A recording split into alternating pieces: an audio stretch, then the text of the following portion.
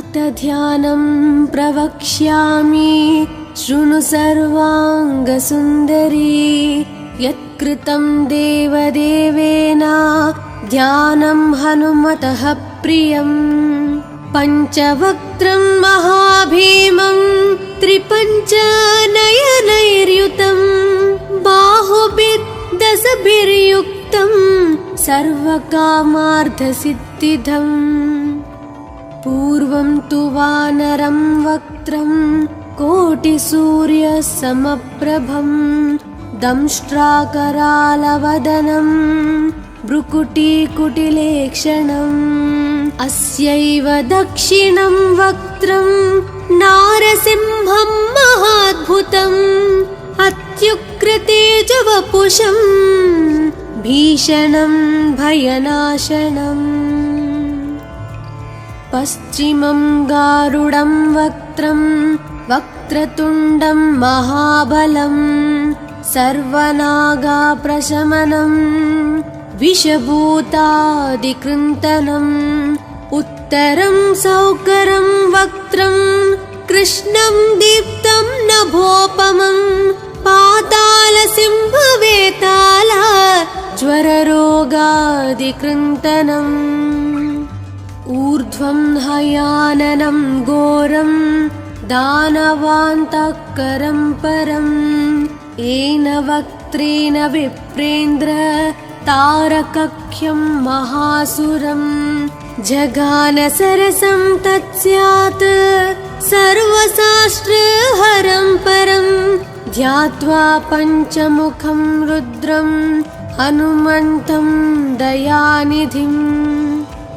खड्गं त्रिशूलं खट्वाङ्गं पाशाङ्कुशपर्वतं मुष्टिं कौमदकीं वृक्षं धारयन्तं कमण्डलम्।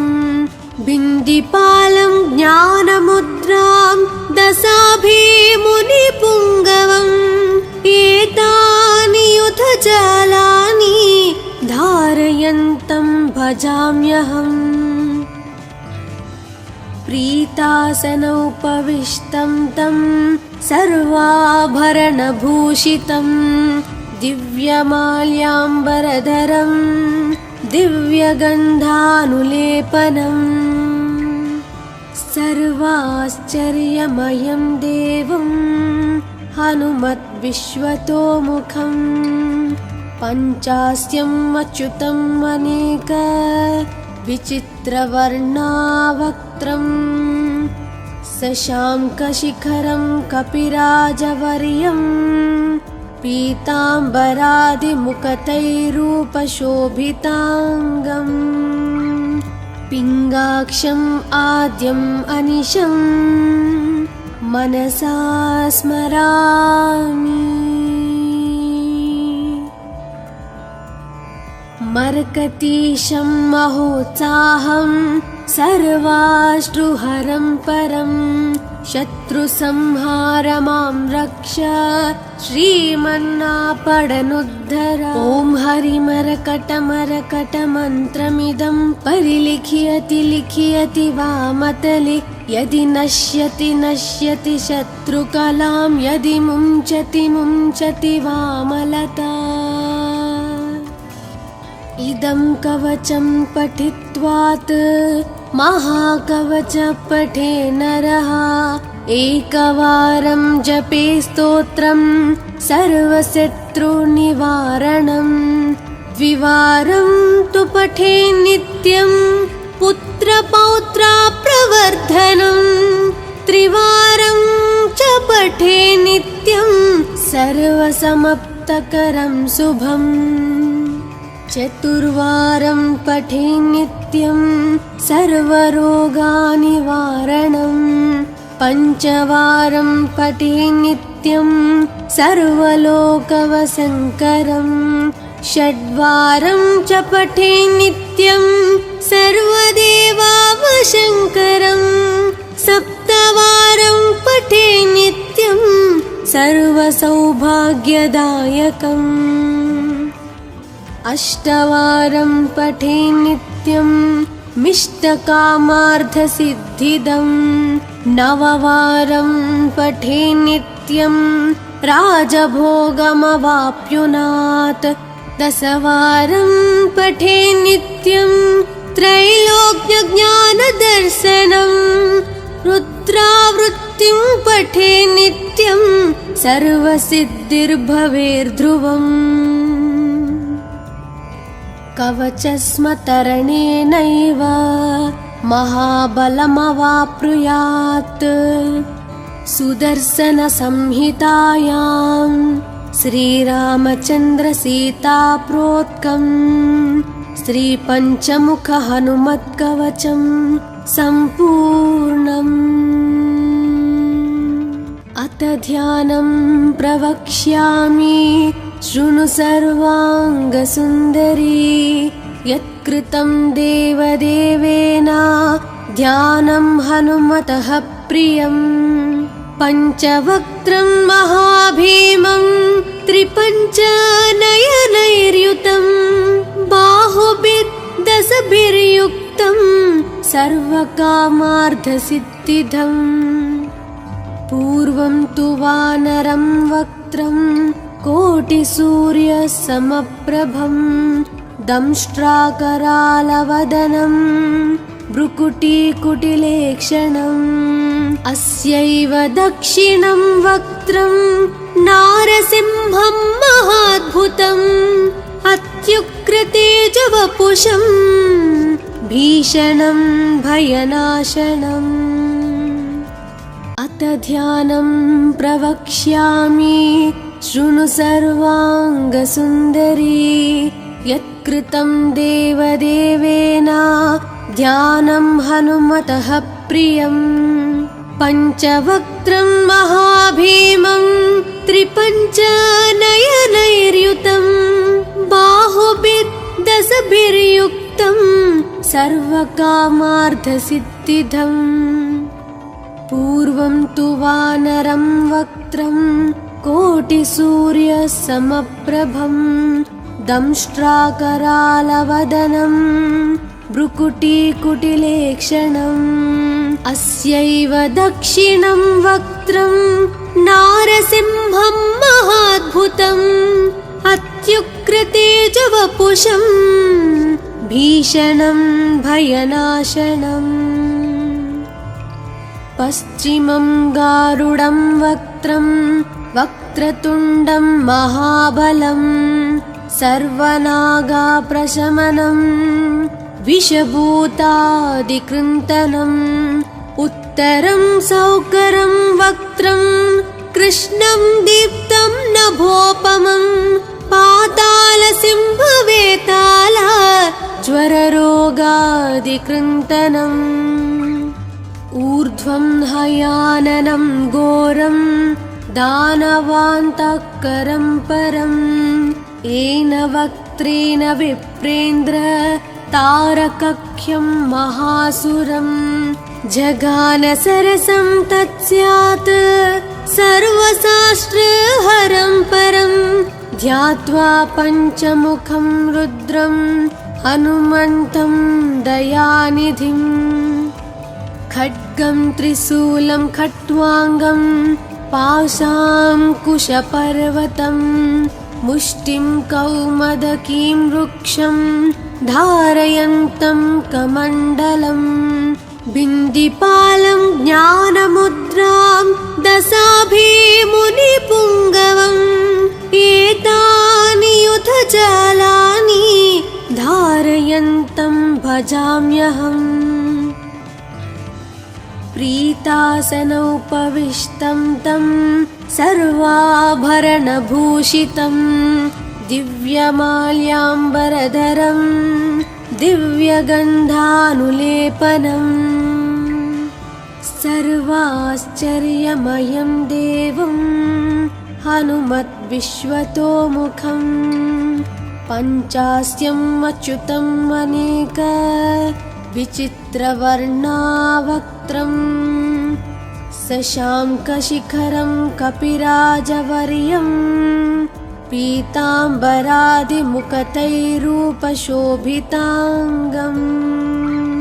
पिङ्गाक्षम् आद्यम् अनिशम् मनसा स्मरामि। मर्कतीशं महोत्साहं सर्वाश्रुहरं परं शत्रुसंहारमां रक्ष श्रीमन्नापडनुद्धर। ॐ हरिमरकटमरकटमन्त्रमिदं परिलिख्यति लिख्यति वामतले यदि नश्यति नश्यति शत्रुकलां यदि मुञ्चति मुञ्चति वामलता। इदं कवचं पठित्वात् महाकवच पठे नरः एकवारं जपे स्तोत्रं सर्वशत्रुनिवारणं। द्विवारं तु पठे नित्यं पुत्रपौत्राप्रवर्धनं। त्रिवारं च पठे नित्यं सर्वसमाप्तकरं शुभम्। चतुर्वारं पठे नित्यं सर्वरोगनिवारणं। पञ्चवारं पठे नित्यं सर्वलोकवशङ्करं। षड्वारं च पठे नित्यं सर्वदेवावशङ्करं। सप्तवारं पठे नित्यं सर्वसौभाग्यदायकम्। अष्टवारं पठे नित्यं मिष्टकामार्थसिद्धिदम्। नववारं पठे नित्यं राजभोगमवाप्नुयात्। दशवारं पठे नित्यं त्रैलोक्यज्ञानदर्शनं। रुद्रावृत्तिं पठे नित्यं सर्वसिद्धिर्भवेर्ध्रुवम्। कवचस्मतरणेनैव महाबलमवाप्नुयात्। सुदर्शनसंहितायां श्रीरामचन्द्रसीताप्रोक्तं श्रीपञ्चमुखहनुमत्कवचं सम्पूर्णम्। अथ ध्यानं प्रवक्ष्यामि शृणु सर्वाङ्गसुन्दरी। यत्कृतं देवदेवेन ध्यानं हनुमतः प्रियं। पञ्चवक्त्रं महाभीमं त्रिपञ्चनयनैर्युतं। बाहुभिर्दशभिर्युक्तं सर्वकामार्थसिद्धिदम्। पूर्वं तु वानरं वक्त्रं कोटिसूर्यसमप्रभं। दंष्ट्राकरालवदनं भ्रुकुटीकुटिलेक्षणम्।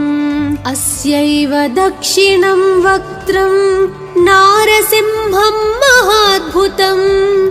अत्युग्रतेजवपुषं भीषणं भयनाशनम्।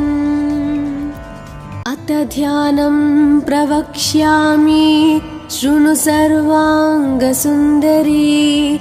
यत्कृतं देवदेवेन ध्यानं हनुमतः प्रियं। पञ्चवक्त्रं महाभीमं त्रिपञ्चनयनैर्युतं।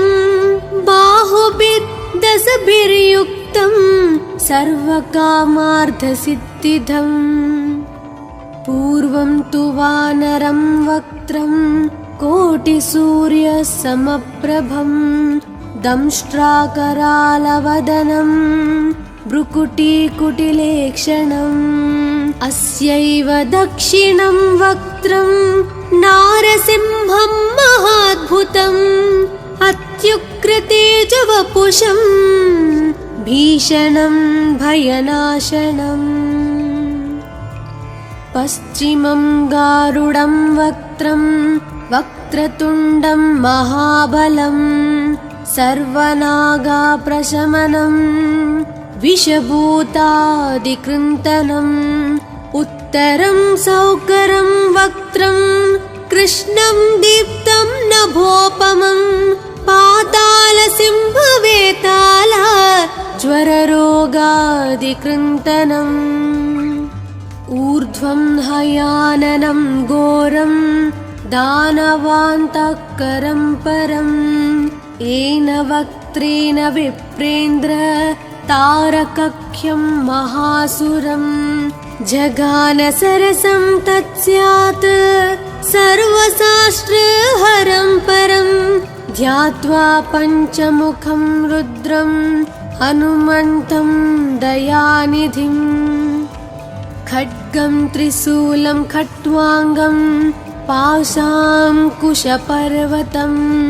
मुष्टिं कौमदकीं वृक्षं धारयन्तं कमण्डलम् बिन्दिपालं ज्ञानमुद्रां दशाभिमुनिपुङ्गवम् एतानि युधजालानि धारयन्तं भजाम्यहम् प्रीतासनोपविष्टं तं सर्वाभरणभूषितं दिव्यमाल्याम्बरधरं दिव्यगन्धानुलेपनम् सर्वाश्चर्यमयं देवं हनुमद्विश्वतोमुखं पञ्चास्यम् अच्युतम् अनेक विचित्रवर्णावक्त्रं शशाङ्कशिखरं कपिराजवर्यं पीताम्बरादिमुखतैरूपशोभिताङ्गम् पिङ्गाक्षम् आद्यम् अनिशं मनसा स्मरामि मर्कतीशं महोत्साहं सर्वाश्रुहरं परं शत्रुसंहार मां रक्ष श्रीमन्नापडनुद्धर ॐ हरिमरकटमरकटमन्त्रमिदं परिलिख्यति लिख्यति वामतले यदि नश्यति नश्यति शत्रुकलां यदि मुञ्चति मुञ्चति वामलता इदं कवचं पठित्वात् महाकवच पठे नरः एकवारं जपे स्तोत्रं सर्वशत्रुनिवारणम् द्विवारं तु पठे नित्यं पुत्रपौत्राप्रवर्धनम् त्रिवारं च पठे नित्यं सर्वसमाप्तकरं शुभम् चतुर्वारं पठे नित्यं सर्वरोगनिवारणम् पञ्चवारं पठे नित्यं सर्वलोकवशङ्करम् षड्वारं च पठे नित्यं सर्वदेवावशङ्करम् सप्तवारं पठे नित्यं सर्वसौभाग्यदायकम् अष्टवारं पठे नित्यं मिष्टकामार्थसिद्धिदम् नववारं पठे नित्यं राजभोगमवाप्नुयात् दशवारं पठे नित्यं त्रैलोक्यज्ञानदर्शनम् रुद्रावृत्तिं पठे नित्यं सर्वसिद्धिर्भवेर्ध्रुवम्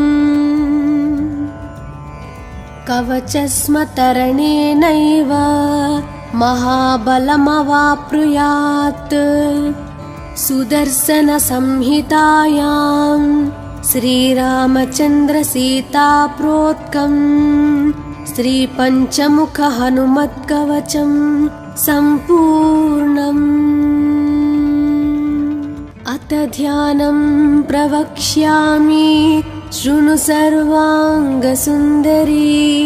यत्कृतं देवदेवेन ध्यानं हनुमतः प्रियम् पञ्चवक्त्रं महाभीमं त्रिपञ्चनयनैर्युतं बाहुभिर्दशभिर्युक्तं सर्वकामार्थसिद्धिदम् पूर्वं तु वानरं वक्त्रं कोटिसूर्यसमप्रभं दंष्ट्राकरालवदनं भ्रुकुटीकुटिलेक्षणम् अस्यैव दक्षिणं वक्त्रं नारसिंहं महाद्भुतम् अत्युग्रतेजवपुषं भीषणं भयनाशनम् अत ध्यानं प्रवक्ष्यामि शृणु सर्वाङ्गसुन्दरी यत्कृतं देवदेवेन ध्यानं हनुमतः प्रियम् पञ्चवक्त्रं महाभीमं त्रिपञ्चनयनैर्युतं बाहुभिर्दशभिर्युक्तं सर्वकामार्थसिद्धिदम् पूर्वं तु वानरं वक्त्रं कोटिसूर्यसमप्रभं दंष्ट्राकरालवदनं भ्रुकुटीकुटिलेक्षणम् अस्यैव दक्षिणं वक्त्रं नारसिंहं महाद्भुतम् अत्युग्रतेजवपुषं भीषणं भयनाशनम् पश्चिमं गारुडं वक्त्रं वक्रतुण्डं महाबलं सर्वनागाप्रशमनं विषभूतादिकृन्तनम् उत्तरं सौकरं वक्त्रं कृष्णं दीप्तं नभोपमं पातालसिंहवेताल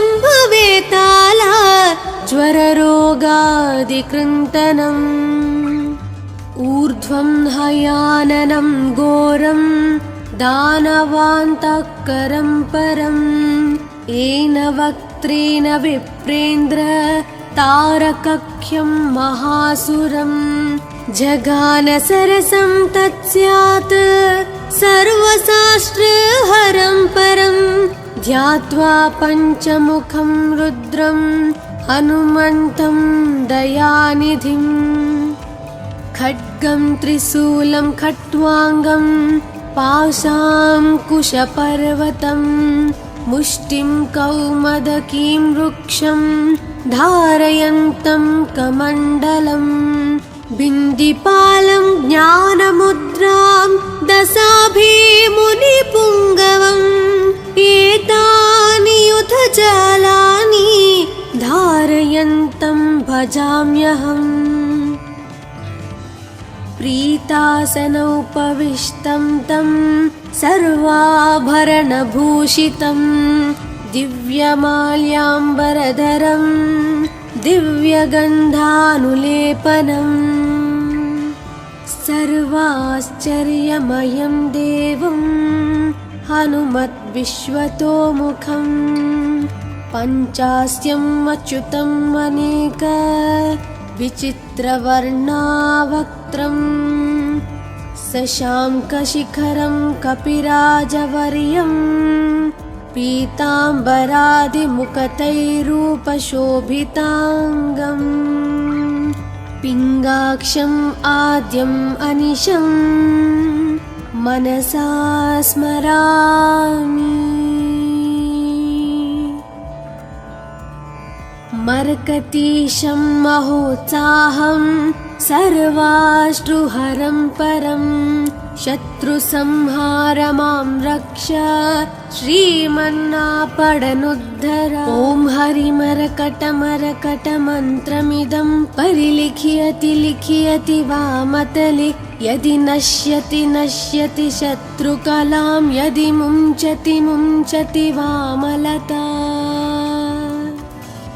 इदं कवचं पठित्वात् महाकवच पठे नरः एकवारं जपे स्तोत्रं सर्वशत्रुनिवारणं द्विवारं तु पठे नित्यं पुत्रपौत्राप्रवर्धनं त्रिवारं च पठे नित्यं सर्वसमाप्तकरं शुभम् चतुर्वारं पठे नित्यं सर्वरोगनिवारणं पञ्चवारं पठे नित्यं सर्वलोकवशङ्करं षड्वारं च पठे नित्यं सर्वदेवावशङ्करं सप्तवारं पठे नित्यं सर्वसौभाग्यदायकम् अष्टवारं पठे नित्यं मिष्टकामार्थसिद्धिदं नववारं पठे नित्यं राजभोगमवाप्नुयात् दशवारं पठे नित्यं त्रैलोक्यज्ञानदर्शनं रुद्रावृत्तिं पठे नित्यं सर्वसिद्धिर्भवेर्ध्रुवम् कवचस्मतरणेनैव महाबलमवाप्नुयात् सुदर्शनसंहितायां श्रीरामचन्द्रसीताप्रोक्तं श्रीपञ्चमुखहनुमत्कवचं सम्पूर्णम् अथ ध्यानं प्रवक्ष्यामि शृणु सर्वाङ्गसुन्दरी यत्कृतं देवदेवेन ध्यानं हनुमतः प्रियम् पञ्चवक्त्रं महाभीमं त्रिपञ्चनयनैर्युतं बाहुभिर्दशभिर्युक्तं सर्वकामार्थसिद्धिदम् पूर्वं तु वानरं वक्त्रं कोटिसूर्यसमप्रभं दंष्ट्राकरालवदनं भ्रुकुटीकुटिलेक्षणम् अस्यैव दक्षिणं वक्त्रं नारसिंहं महाद्भुतम् अत्युग्रतेजवपुषं भीषणं भयनाशनम् अथ ध्यानं प्रवक्ष्यामि शृणु सर्वाङ्गसुन्दरी यत्कृतं देवदेवेन ध्यानं हनुमतः प्रियम् पञ्चवक्त्रं महाभीमं त्रिपञ्चनयनैर्युतं बाहुभिर्दशभिर्युक्तं सर्वकामार्थसिद्धिदम् पूर्वं तु वानरं वक्त्रं कोटिसूर्यसमप्रभं दंष्ट्राकरालवदनं भ्रुकुटीकुटिलेक्षणम् अस्यैव दक्षिणं वक्त्रं नारसिंहं महाद्भुतम् अत्युग्रतेजवपुषं भीषणं भयनाशनम् पश्चिमं गारुडं वक्त्रं वक्रतुण्डं महाबलं सर्वनागाप्रशमनं विषभूतादिकृन्तनम् उत्तरं सौकरं वक्त्रं कृष्णं दीप्तं नभोपमं पातालसिंहवेताल ज्वररोगादिकृन्तनम् ऊर्ध्वं हयाननं घोरं दानवान्तकरं परं येन वक्त्रेण विप्रेन्द्र तारकख्यं महासुरं जगानसरसं तत्स्यात् सर्वशास्त्रहरं परं ध्यात्वा पञ्चमुखं रुद्रं हनुमन्तं दयानिधिम् खड्गं त्रिशूलं खट्वाङ्गं पाशाङ्कुशपर्वतं मुष्टिं कौमदकीं वृक्षं धारयन्तं कमण्डलं बिन्दिपालं ज्ञानमुद्रां दशाभिमुनिपुङ्गवम् एतानि युधजालानि धारयन्तं भजाम्यहम् प्रीतासनोपविष्टं तं सर्वाभरणभूषितं दिव्यमाल्याम्बरधरं दिव्यगन्धानुलेपनम् सर्वाश्चर्यमयं देवं हनुमद्विश्वतोमुखं पञ्चास्यम् अच्युतम् अनेक विचित्रवर्णावक्त्रम् शशाङ्कशिखरं कपिराजवर्यं पीताम्बरादिमुखतैरूपशोभिताङ्गम् पिङ्गाक्षम् आद्यम् अनिशम् मनसा स्मरामि। मर्कतीशं महोत्साहं सर्वाश्रुहरं परं शत्रुसंहार मां रक्ष श्रीमन्नापडनुद्धर। ॐ हरिमरकटमरकटमन्त्रमिदं परिलिख्यति लिख्यति वामतले यदि नश्यति नश्यति शत्रुकलां यदि मुञ्चति मुञ्चति वामलता। इदं कवचं पठित्वात् महाकवच पठे नरः एकवारं जपे स्तोत्रं सर्वशत्रुनिवारणं द्विवारं तु पठे नित्यं पुत्रपौत्राप्रवर्धनं त्रिवारं च पठे नित्यं सर्वसमाप्तकरं शुभम् चतुर्वारं पठे नित्यं सर्वरोगनिवारणं पञ्चवारं पठे नित्यं सर्वलोकवशङ्करं षड्वारं च पठे नित्यं सर्वदेवावशङ्करं सप्तवारं पठे नित्यं सर्वसौभाग्यदायकम् अष्टवारं पठे नित्यं मिष्टकामार्थसिद्धिदं नववारं पठे नित्यं राजभोगमवाप्नुयात् दशवारं पठे नित्यं त्रैलोक्यज्ञानदर्शनं रुद्रावृत्तिं पठे नित्यं सर्वसिद्धिर्भवेर्ध्रुवम् कवचस्मतरणेनैव महाबलमवाप्नुयात् सुदर्शनसंहितायां श्रीरामचन्द्रसीताप्रोक्तं श्रीपञ्चमुखहनुमत्कवचं सम्पूर्णम्।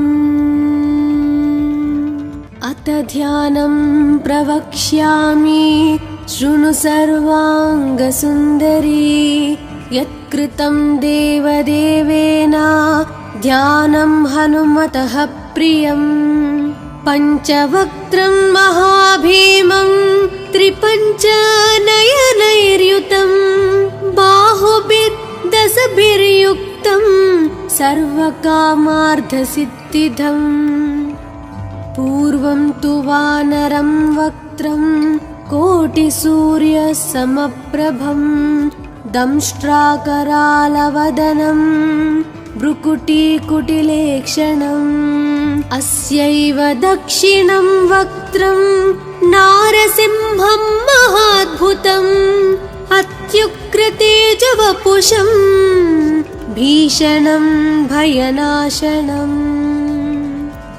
अथ ध्यानं प्रवक्ष्यामि शृणु सर्वाङ्गसुन्दरी यत्कृतं देवदेवेन ध्यानं हनुमतः प्रियम् पञ्चवक्त्रं महाभीमं त्रिपञ्चनयनैर्युतं बाहुभिर्दशभिर्युक्तं सर्वकामार्थसिद्धिदम् पूर्वं तु वानरं वक्त्रं कोटिसूर्यसमप्रभं दंष्ट्राकरालवदनं भ्रुकुटीकुटिलेक्षणम् अस्यैव दक्षिणं वक्त्रं नारसिंहं महाद्भुतम् अत्युग्रतेजवपुषं भीषणं भयनाशनम्।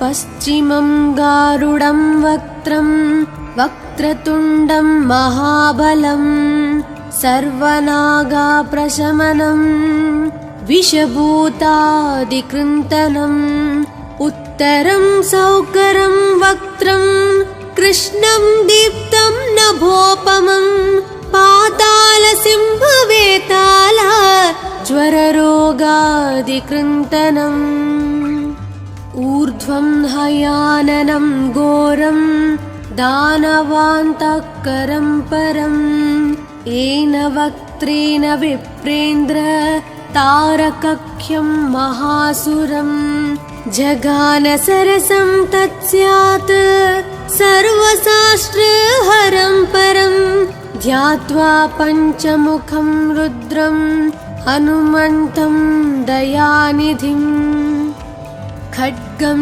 त्रिशूलं खट्वाङ्गं पाशाङ्कुशपर्वतं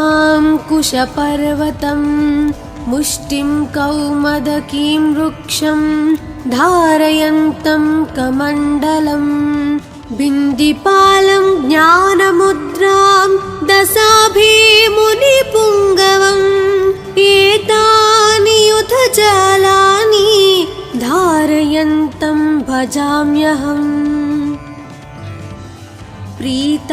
प्रीतासनोपविष्टं तं सर्वाभरणभूषितं दिव्यमाल्याम्बरधरं दिव्यगन्धानुलेपनम् सर्वाश्चर्यमयं देवं हनुमद्विश्वतोमुखम् पञ्चास्यम् अच्युतम् अनेक विचित्रवर्णावक्त्रम् शशाङ्कशिखरं कपिराजवर्यं पीताम्बरादिमुखतैरूपशोभिताङ्गम् पिङ्गाक्षम् आद्यम् अनिशं मनसा स्मरामि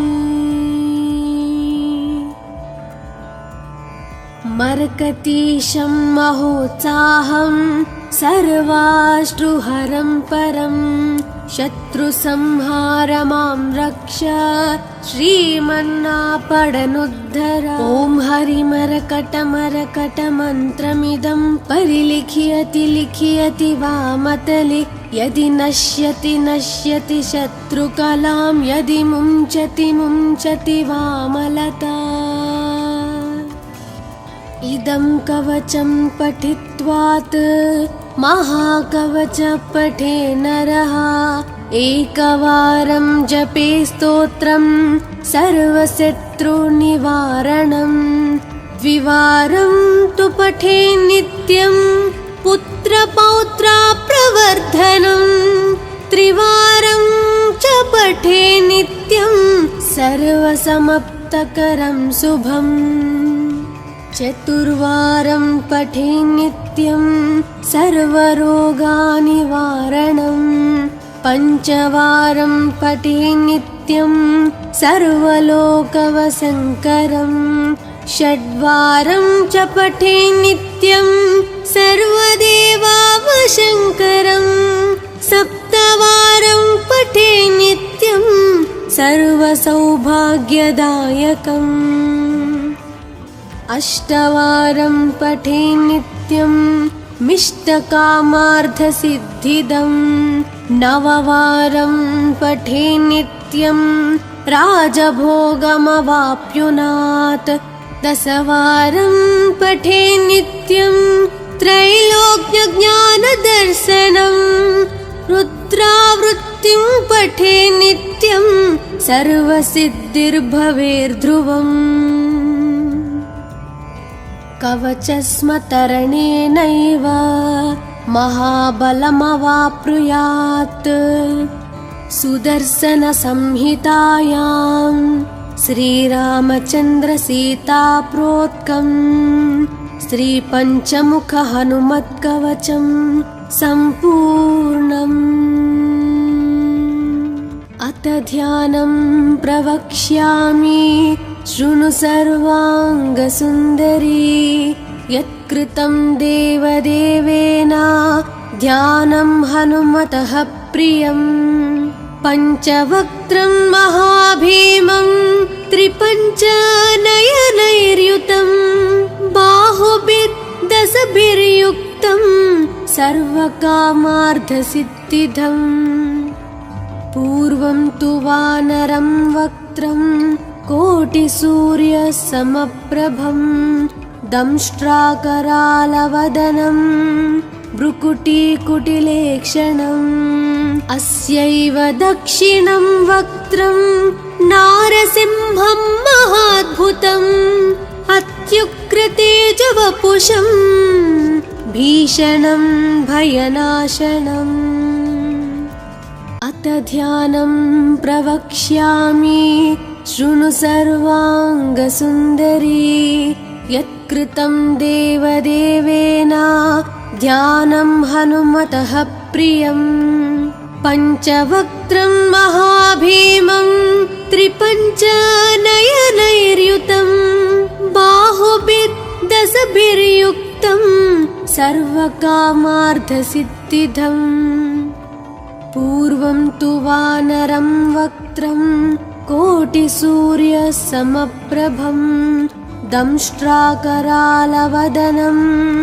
भ्रुकुटीकुटिलेक्षणम् अस्यैव दक्षिणं वक्त्रं नारसिंहं महाद्भुतम् अत्युग्रतेजवपुषं भीषणं भयनाशनम्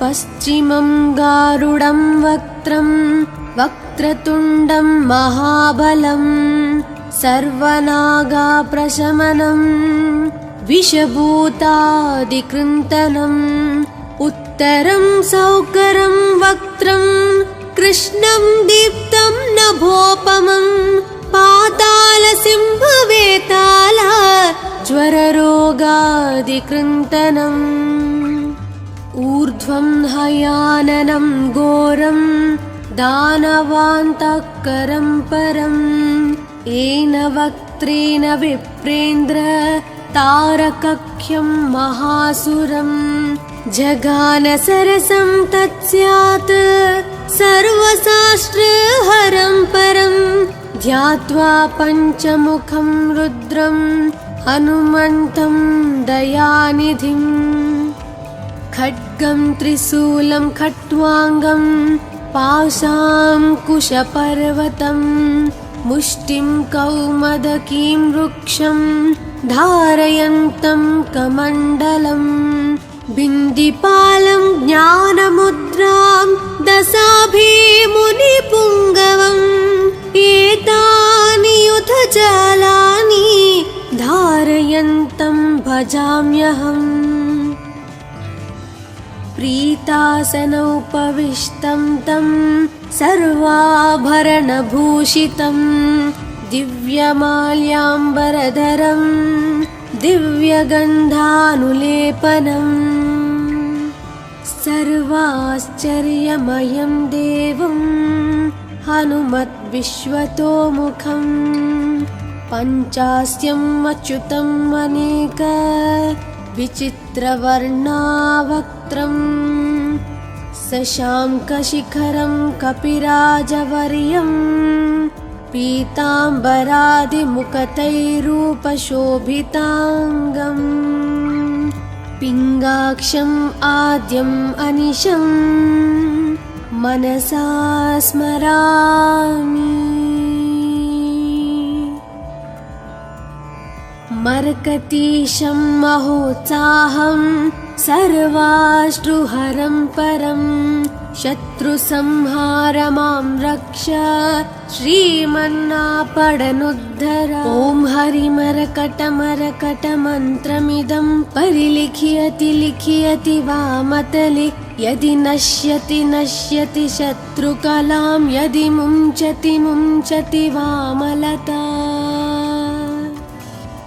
इदं कवचं पठित्वात् महाकवच पठे नरः एकवारं जपे स्तोत्रं सर्वशत्रुनिवारणं द्विवारं तु पठे नित्यं पुत्रपौत्राप्रवर्धनं त्रिवारं च पठे नित्यं सर्वसमप्तकरं शुभम् चतुर्वारं पठे नित्यं सर्वरोगानिवारणम् पञ्चवारं पठे नित्यं सर्वलोकवशङ्करम् षड्वारं च पठे नित्यं सर्वदेवावशङ्करम् सप्तवारं पठे नित्यं सर्वसौभाग्यदायकम् अष्टवारं पठे नित्यं मिष्टकामार्थसिद्धिदम् नववारं पठे नित्यं राजभोगमवाप्नुयात् दशवारं पठे नित्यं त्रैलोक्यज्ञानदर्शनम् रुद्रावृत्तिं पठे नित्यं सर्वसिद्धिर्भवेर्ध्रुवम् कवचस्मतरणेनैव महाबलमवाप्नुयात् सुदर्शनसंहितायां श्रीरामचन्द्रसीताप्रोक्तं श्रीपञ्चमुखहनुमत्कवचं सम्पूर्णम्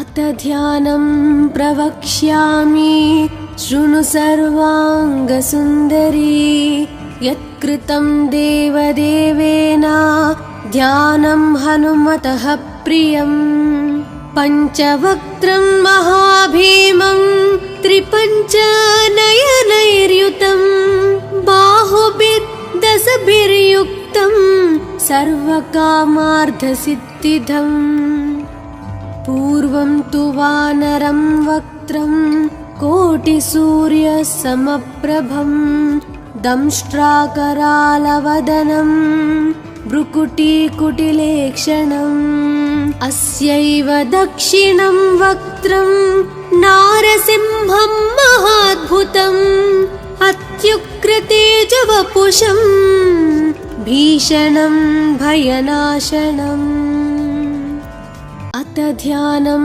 प्रवक्ष्यामि शृणु सर्वाङ्गसुन्दरी यत्कृतं देवदेवेन ध्यानं हनुमतः प्रियम् पञ्चवक्त्रं महाभीमं त्रिपञ्चनयनैर्युतं बाहुभिर्दशभिर्युक्तं सर्वकामार्थसिद्धिदम् पूर्वं तु वानरं वक्त्रं कोटिसूर्यसमप्रभम् दंष्ट्राकरालवदनं भ्रुकुटीकुटिलेक्षणम् अस्यैव दक्षिणं वक्त्रं नारसिंहं महाद्भुतम् अत्युग्रतेजवपुषं भीषणं भयनाशनम् पश्चिमं गारुडं वक्त्रं वक्रतुण्डं महाबलं सर्वनागाप्रशमनं विषभूतादिकृन्तनम् उत्तरं सौकरं वक्त्रं कृष्णं दीप्तं नभोपमं पातालसिंहवेताल ज्वररोगादिकृन्तनम् ऊर्ध्वं हयाननं घोरं दानवान्तकरं परम् येन वक्त्रेण विप्रेन्द्र तारकख्यं महासुरम् जगानसरसं तत्स्यात् सर्वशास्त्रहरं परं ध्यात्वा पञ्चमुखं रुद्रं हनुमन्तं दयानिधिम् खड्गं त्रिशूलं खट्वाङ्गं पाशाङ्कुशपर्वतं मुष्टिं कौमदकीं वृक्षं धारयन्तं कमण्डलम् बिन्दिपालं ज्ञानमुद्रां दशाभिमुनिपुङ्गवम् एतानि युधजालानि धारयन्तं भजाम्यहम् प्रीतासनोपविष्टं तं सर्वाभरणभूषितं दिव्यमाल्याम्बरधरं